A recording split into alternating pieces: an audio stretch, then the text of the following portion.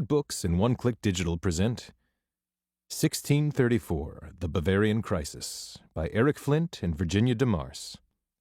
Narrated by George Guedel. Prologue. January 1634. To me alone there came a thought of grief. Munich, Bavaria. Duke Maximilian of Bavaria kneeled by the side of the bier upon which his late wife's body lay in state. "Nobody else remembers," he cried out. "The rest of you only recall how she was these last years. An ill old woman, tired, discouraged, and heavy in spirit because she had not given Bavaria an heir." He banged his forehead against the stone pedestal upon which the bier had been placed, then turned to the chamberlain who was standing behind him. "Only I remember what she was like when she came to Bavaria as a bride. I am the only one who remembers what it was like. She radiated merriment. She was so lovable. Under God, she was the greatest blessing of my life, so virtuous, so pious. I have lost the most wonderful wife that any man ever had. Her price was truly above rubies." He turned back to the bier. "Oh, my God, how have I offended you? In what way has my service to you and to the Church failed, that you have so bereft me? Elizabeth Renata, may God take you directly to paradise. You never did anything that would require you to remain in purgatory. Elizabeth Renata, my wife." Turning again, he called for a pen and paper and a knife.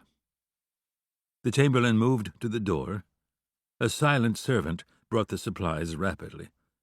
Slashing the ball of his thumb, the Duke accumulated a little puddle of blood on the floor, with which he wrote shakily, with numerous blots, not just because of his agitation, but because blood, coagulating so quickly, does not make the best of inks. "To Mary, Queen of Heaven, patroness of Bavaria," he began. Finished, he turned. "Bring me the golden box on my writing desk, the one with the mirror on the top." The servant slid away, returning swiftly with the box that the Duke had requested.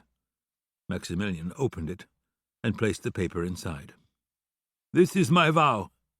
Take it to the pilgrimage shrine at Alterting. My worldly life is over. Others may shoulder the burden.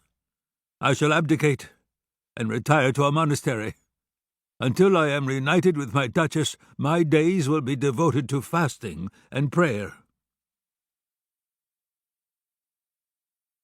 Duke Albrecht of Bavaria looked silently at the Privy Council. The councillors looked back in equal silence. "My brother is still at Duchess Elizabeth Renata's bier. There is certain urgent business that cannot wait until he can bring himself to turn his attention to it," Albrecht finally commented. "First, however, let us each say a silent rosary for the peaceful rest of the late Duchess. I cannot regret the pneumonia that took her. For more than a year now, the physicians have told us the cancer has been attacking her from within. She was strong. She would have had a hard death otherwise. As we pray, let us thank God for his infinite mercies."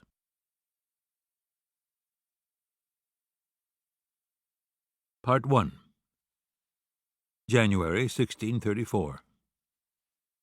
The glory and the freshness of a dream. Chapter 1. Pietas Austriaca. Vienna, Austria.